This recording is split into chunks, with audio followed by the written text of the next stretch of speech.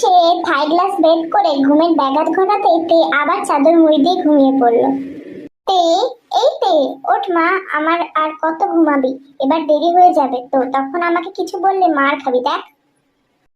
মা, আমি একটু পরে যাচ্ছি, বললাম তো, যাও এখন ঘুমাতে দাও। 10টা বেজে গেছে। এইসব কি বলছো মা, এখন তো সবে মাত্র 9টা বাজে। একদম না, আজ তোর প্রথম দিন, আর আজকে লেট করলে মার খাবি আমার হাতে কিন্তু। ঠিক আছে, যাচ্ছি। রেডি হয়ে নেয় একটা ব্ল্যাক কালারের ড্রেস পরে, আর চুলটা পনিটেল করে নিল, আর বেশি সাজলো না, জাস্ট নর্মাল রাখলো।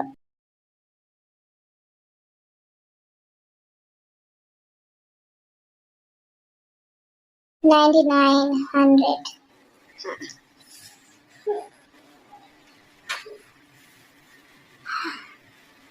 লাস্ট এক্সারসাইজ করার পর জাঙ্কুক উঠে জলের বোতলটা থেকে ঢকঢক করে জল খেয়ে নিয়ে তোয়ালে দিয়ে মুখ মুছতে মুছতে একজনকে ফোন করলো। হ্যালো, আমি আসছি 5 মিনিটের মধ্যে, তুমি ওদিকে সবকিছু রেডি করে রাখো, আর নতুন এমপ্লয়ারদের বসিয়ে রাখো, আমি আসছি। বলে ফোন কেটে দিয়ে রেডি হতে চলে গেল। জাঙ্কুক ফ্রেশ হয়ে এসে নিজের স্যুট আর জ্যাকেটটা পরে নিয়ে চুল ব্রাশ করার পর হাতে দামি ব্র্যান্ডেড ঘড়িটা পরে নিয়ে বেরিয়ে এলো। কুক, ব্রেকফাস্টটা করে যা। আজ বাইরে করে নেব, অফিসে অনেক কাজ আছে। ছেলেটার সারা দিন কাজ আর কাজ ছাড়া কিছুই বোঝে না, নিজের খেয়ালটা রাখা তো দূরের কথা। জিন দেবী এইসব নিয়ে ভাবছিলেন, তখনই সুগা এসে জিন দেবীকে বললেন, মম, আমাকে তাড়াতাড়ি ব্রেকফাস্ট দাও, আমার আবার কলেজ আছে। হ্যাঁ জানি তো, কত কলেজ আছে তোর, বল না আজ কোন মেয়ের সাথে ডেট আছে। উফ মম, তুমি আবার শুরু করলে। দেখো, মেয়েরা যদি যেছে গায়ে পড়ে পিরিত দেখায়, তাতে আমি কি করব বলো, মেয়ে হুহি আসা। থাক, পুরো বাপের মতো। তে টোটো থেকে নামলো আর সামনে তাকিয়ে দেখলো একটা 10তলার বড় অফিসার, অফিসের ওপর বড় বড় করে লেখা জিওন কোম্পানি প্রাইভেট লিমিটেড। তে এগিয়ে গেল সেই অফিসের দিকে। আজ এখানে অগ্নি পরীক্ষা, মানে তার ইন্টারভিউ। অলরেডি তে অনেক লেট, তাই হন্তদন্ত হয়ে যাচ্ছিল, আর চোখ ছিল ফোনের স্ক্রিনে। আসলে তের একটা বদ অভ্যাস হলো, ও ফোন ঘাঁটতে খুব ভালোবাসে, আর এই কারণে খেলো এক ধরাম করে ধাক্কা, আর ফোন ছিটকে গিয়ে মাটিতে পড়লো। উফ, গেল আমার হাড় পাজর সবাইকে ভেঙে গেল রে। কোন পোলা রে, শয়তান বজ্জাত অনামুখ হুদল কুতকুত। কে আছে সামনে সেটা না দেখে তে নিজে ফোন তুলতে ব্যস্ত। ফোনটা তুলে সামনে তাকিয়ে দেখলো একজন ওর দিকে অগ্নি দৃষ্টিতে তাকিয়ে আছে। এই অনামুখ বাদর, অমন করে কি দেখছিস রে? একে তো আমার সন্টুকে ফেলে দিলে আবার আমাকে চোখ রাখাচ্ছিস। আমাকে তুই তুকারি করছো, আর এই সন্টুটাকে। সন্টু, সন্টু হলো আমার মোবাইল ফোন, আমি ভালোবেসে সন্টু নাম দিয়েছি। তুমি কি মেন্টাল? এই কাকে মেন্টাল বলছেন আপনি? হ্যাঁ, আমার ফোন ভাঙার অপরাধে আমি চাইলে আপনার নামে কেস করে দিতে পারি, কিন্তু আমি ভদ্রঘর মেয়ে, তাই আপনাকে ছেড়ে দিলাম। তাই নাকি? এই নাও তোমার টাকা, আর এই টাকা দিয়ে এরকম আরেকটা খাটারা কিনে নিও। আপনি নিজেকে কি ভেবেছেন কি? হ্যাঁ, টাকা দিয়ে নিজেকে মহান প্রমাণ করার চেষ্টা করছেন নাকি? তবে দাঁড়ান। বলেই পেয়ে জাঙ্কুয়ের হাত থেকে কাগজের ফাইলটা নিয়ে ছিঁড়ে ফেলে দিয়ে এই টাকাগুলো জাঙ্কুয়ের হাতে ধরিয়ে দিয়ে বলল, এই টাকাগুলো দিয়ে আরো কটা ফাইল বানিয়ে নেবেন। আর আপনাকে দেখে যা বুঝলাম, অনেকদিন কোনো মেয়ের হাতে চট থাপ্পড় খাননি বলে এত ঢং। তবে চিন্তা করবেন না, আমার আজকে একটা কাজ আছে তাই যেতে হচ্ছে, কিন্তু প্রমিস ভবিষ্যতে যদি কোনোদিনও দেখা হয় সেদিন চটটা দেবই। আর হ্যাঁ, আপনি যদি আজকে এখানে ইন্টারভিউ দেওয়ার জন্য এসে থাকেন, তাহলে মন প্রাণ দিয়ে ঠাকুরকে বলবো যেন আপনার সিলেকশন না হয়, কারণ আপনার কাছে তো অলরেডি এত টাকা আছে, তাই না?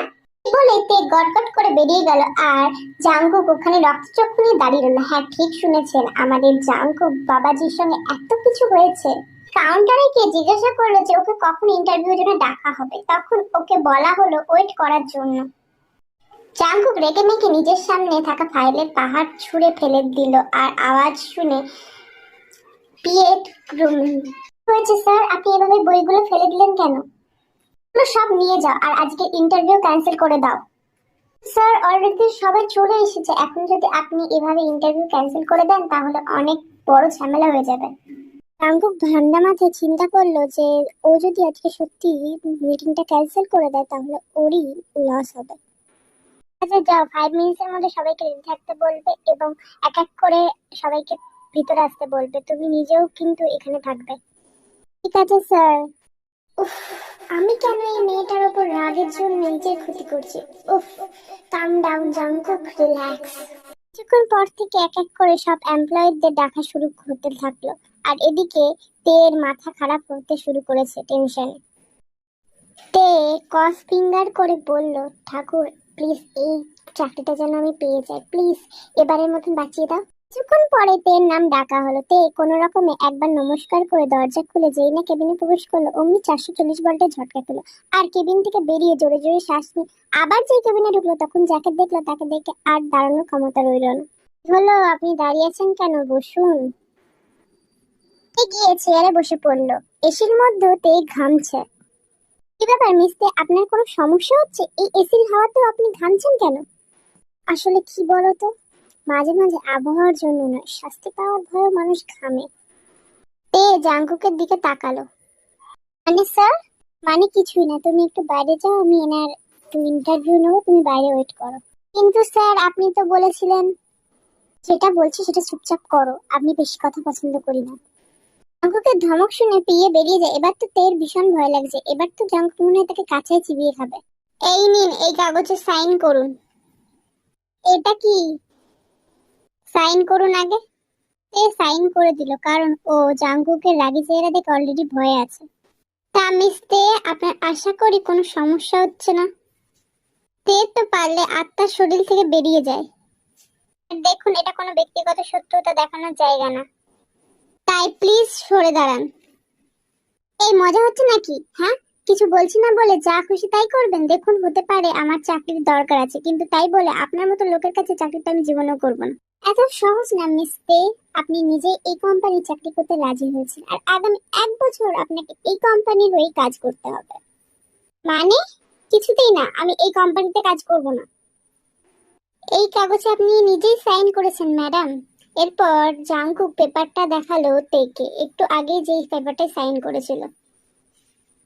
পেপারটা নিয়ে পড়ে দেখলো ওখানে লেখা আছে যে এই কোম্পানির সিইও মানে জাংকুকের পিএর পদে তে নিজেকে যোগ দিয়েছে, আর আগামী 1 বছর ও এই কাজ থেকে ইস্তফা দিতে পারবে না, আর সেই পেপারে তে নিজে সই করেছে। এই পেপারটা ছিঁড়তে গেলে জাংকুক সেই কাগজটা ছিনিয়ে নিয়ে বলল, কি করে ভাবলে তুমি যে বারংবার একই কাজ তোমাকে করতে দেব? আপনি এটা ঠিক করছেন না, আপনি আমাকে মিথ্যে বলে এইভাবে কাজ করাতে পারেন না। সব পারি আমি। তুমি এই জাংকুকের সাথে শত্রুতা নিয়ে ভালো করনি, এবার সেইটাই তুমি হারে হারে বুঝবে। এবার যাও, আর হ্যাঁ, কালকে থেকে টাইমে কাজে চলে এসো। আমার পিএ হলে লেট করলে শাস্তি কিন্তু একটু কমবে না, বরং বাড়বে। এই কাঁদতে কাঁদতে দৌড়ে নিজের বাড়ি চলে গেল। কি করে পারে একটা লোক এভাবে মানুষ ঠকানো?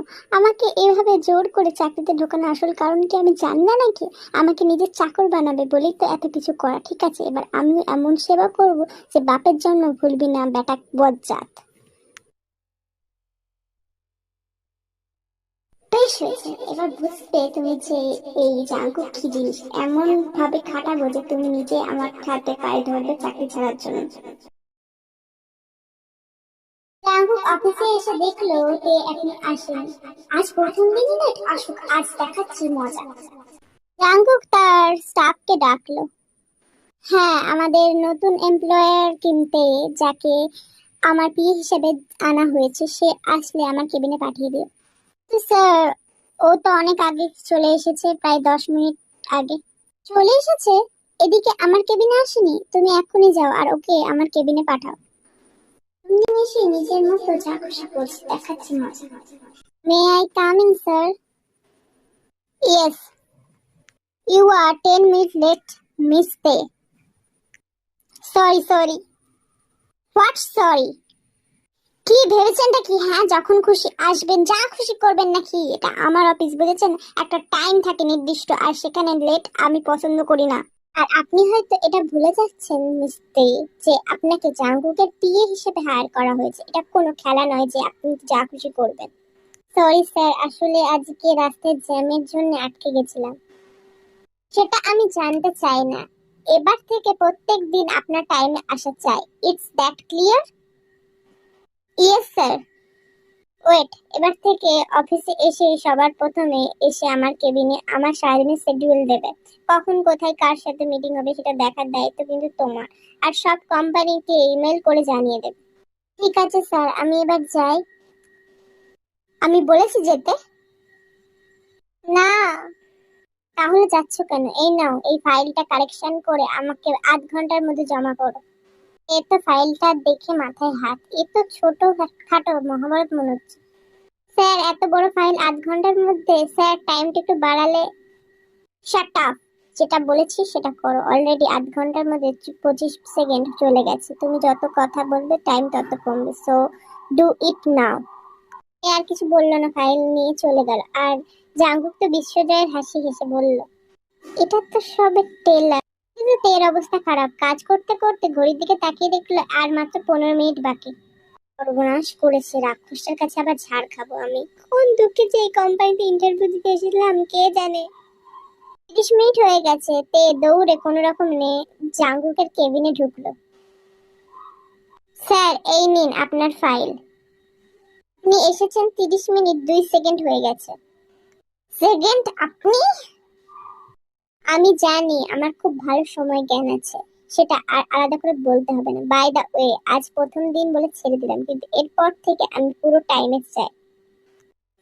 ছেড়ে দিল বেটা, রাক্ষস খাটিয়ে মাটিয়ে এখন আবার বলছে ছেড়ে দিলাম। বেটা, তুই কোনোদিনও শান্তি পাবি না, দেখিস তোর কপালে একটা পেতনি জুটবে যে তার তোর রক্ত চুষে খাবে। বেটা হলো বিড়াল কোথাকার।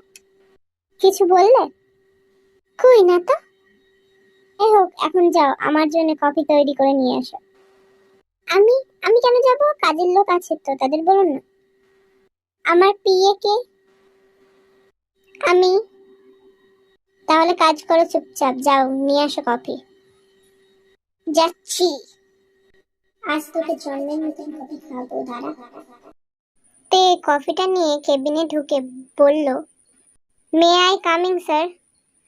এসো। টেবিলে রেখে দাও। তে কফিটা জাঙ্কুকের টেবিলে রাখতে গিয়ে জাঙ্কুকের গায়ে পুরো কফিটা ফেলে দিল।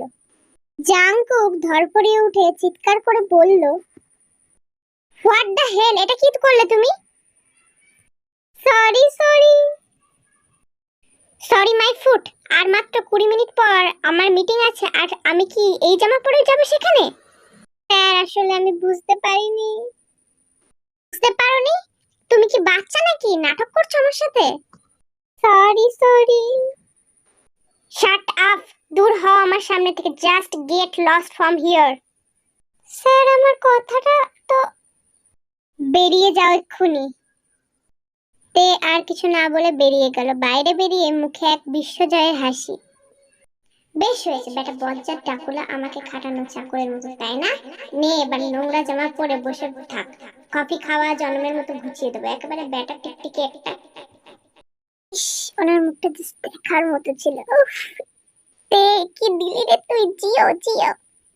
সে না ভেবে লাফাতে লাফাতে গিয়ে নিজের জায়গায় বসে কাজ করতে লাগলো। হঠাৎ জাঙ্কুক এসে বলল, আমি একটু বেরোচ্ছি কাজে, তোমরা নিজেদের কাজ করো। এই বলে তেকে সবার সামনে দিয়ে টানতে টানতে জাঙ্কুক হাত ধরে নিয়ে বেরিয়ে গেল। আরে স্যার, কি করছেন কি আপনি? ছাড়ুন আমাকে। আরে আপনি কাজে যাচ্ছেন তো, আমাকে নিয়ে এলেন কেন এভাবে সবার সামনে দিয়ে টানতে টানতে?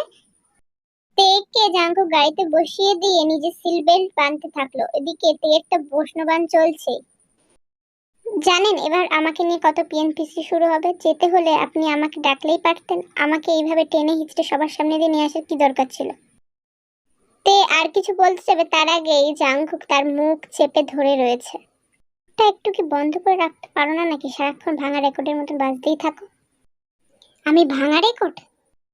তুমি না, তোমার গলা। তুমি কি এভাবে গাড়িতে এনে আমাকে অপমান করবেন বলে এনেছেন? না, সিট বেল্ট বাঁধো। তে সিট বেল্ট বাঁধবে কি তার আগে জাংকুক হাই স্পিডে গাড়ি চালাতে শুরু করে দিল। আরে স্যার, কি করছেন আপনি? কি আমাকে মারার প্ল্যানে আছেন নাকি? আরে আপনার যদি মরার এত ইচ্ছা হয় তাহলে একা গিয়ে মরুন, আমাকে নিয়ে মরবেন নাকি? সঙ্গে সঙ্গে একটা মোড় ঘোরাতেই তে সিট বেল্ট বাঁধা না থাকায় তে গিয়ে পড়লো জাংকুকের গায়ের ওপর, আর তে ঠোঁট গেল জাংকুকের গালে। জাংকুক জোরে ব্রেক মারলো। এ সরে গিয়ে নিজের সিট বেল্টটা বেঁধে নিল। আসলে ও নিজেও বুঝতে পারেনি এরকম কিছু হবে। তে সিট বেল্ট বাঁধা হলে জাঙ্কুক আবার গাড়ি স্টার্ট দিল, কিন্তু এবার জাঙ্কুক নিজেও ভয়ে গাড়ি আসতে চালালো। গাড়ি একটা শপিং মলের সামনে দাঁড়াতেই যায় জাঙ্কুক হঠাৎ তের কাছে আসলো, আর তে তো ভয় কুপটে গেছে। নাও বেরো। তে চোখ খুলে দেখলো জাঙ্কুক নিজের জায়গাতেই বসে আছে। তার মানে তে সিট বেল্ট খোলার জন্য জাঙ্কুক এরম করেছিল। বেরোবে মানে? এখানে কোথায় বেরোবো? আমার জামা নষ্ট করে দিয়েছো তুমি, আর একটু পরেই মিটিং, তাই এক্ষুনি গিয়ে তুমি শপিং মল থেকে আমার জন্য জামা কিনে নিয়ে এসো। আমি আমি কেন আনবো? আপনার দরকার, আপনি চান না? আমার জামা নোংরা হয়ে গেছে, তাই আমি বাইরে যাব না। আর তুমি যখন নষ্ট করেছো তুমিই আনবে। ডিয়ার, নাও তাড়াতাড়ি যাও, তোমার কাছে হাতে মাত্র 10 মিনিট সময় আছে। কি? হে ভগবান! তে গাড়ি থেকে নেমেই দৌড় দিল। সাপে নেউলে যে খেলা তুমি শুরু করেছো, সেটাকে এত সহজে আমি হারবো না। তে তো মলে ঢুকে চারিপাশে হাত রাখছে। এই কালারটা দেখলে তুমি আমাকে ওখানেই পুঁতে দেবে। এটা নেবো নাকি এটা? কোনটা নেবো? এটা দেখলে তুমি ছুঁড়িয়ে ফেলে দেবে। কোনটা নেবো? তখনই পেছন থেকে এসে কেউ কিছু বলল। আপনি মনে হয় সমস্যায় আছেন। আপনি কে? দেখুন অলরেডি আমার মাথা খারাপ হয়ে আছে, প্লিজ আবার আপনি এসে আমার মাথা ভর্তা বলাবেন না। আপনাকে সাহায্য করতেই তো আসলাম। বাই দা ওয়ে, আপনি কি নিজের বয়ফ্রেন্ডের জন্য জামা নেবেন? বয়ফ্রেন্ড? তাও আবার উনি? ওনার মতো লোক আমার কেন কারোরই বয়ফ্রেন্ড হতে পারবেন না। তাহলে কার জন্য নিচ্ছ? আসলে আমার অফিসের বসের সদ্য বিয়ে হয়েছে, তাই ওনাকে একটা গিফট করার আছে, তো ওনাকে কোনটা দেবো বুঝতে পারছি না। তো ওনাকে কেমন দেখতে একটু বলো, তাহলে আমি হেল্প করতে পারি। তারপর তার স্যারের বর্ণনা দিল।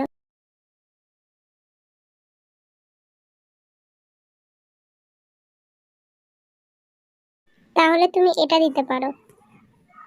বাহ, এটা তো বেশ ভালো। থ্যাংক ইউ সো মাচ এভাবে আমাকে হেল্প করার জন্য। My pleasure. তে জামাটা নিয়ে চলে যেতে গেল। ছেলেটি ডেকে বলল, আর তোমার নাম? কিমতে। আপনার নাম? বোগাম। Nice to meet you.